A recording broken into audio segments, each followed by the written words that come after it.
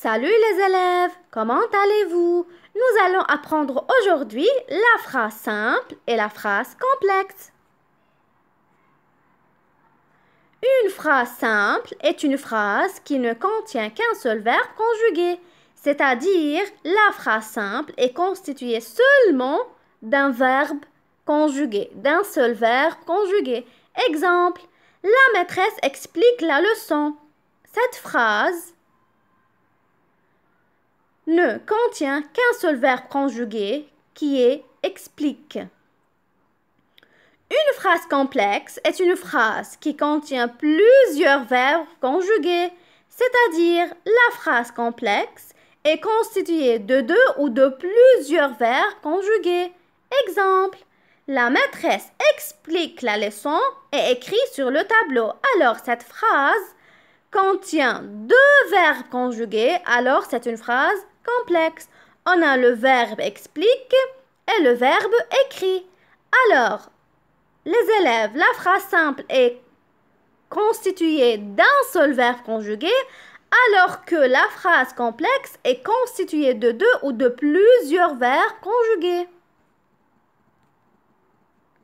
Une phrase qui ne comporte pas de verbe est une phrase non verbale. Pour trouver le nombre de propositions d'une phrase, il faut compter le nombre de verbes conjugués, c'est-à-dire pour savoir le nombre de propositions dans une phrase, on compte les verbes conjugués. Exemple, il se roule dans les plumes, essaye de voler, mais tombe. Dans cette phrase, j'ai trois verbes conjugués, alors j'ai trois propositions. Lorsque j'ai trois verbes conjugués, alors j'ai une phrase complexe. Je répète, pour savoir le nombre de propositions, je veux compter le nombre des verbes conjugués parce que le nombre de propositions égale au nombre des verbes conjugués. Les propositions peuvent être juxtaposées, elles sont reliées par une virgule, point-virgule ou par deux points. Alors, on a des types de propositions. Le premier type peut être juxtaposé, alors il est relié par une virgule, point-virgule ou par deux points.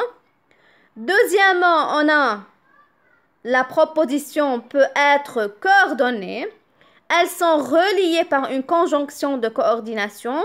Quelles sont les conjonctions de coordination? Mais où est donc or ni car? Alors, la proposition peut être coordonnée, c'est-à-dire les deux propositions sont reliées par une conjonction de coordination. On a encore subordonné, c'est-à-dire les prépositions peuvent être subordonnées. Elles sont reliées par un pronom relatif qui, que, dont ou une conjonction de subordination quand, parce que, bien que. Alors, on a trois types de propositions. Ou bien elles sont juxtaposées, ou bien elles sont coordonnées, ou bien elles sont subordonnées. Alors les enfants, notre vidéo pour aujourd'hui est terminée. Je vous revois dans d'autres vidéos. Au revoir, à bientôt.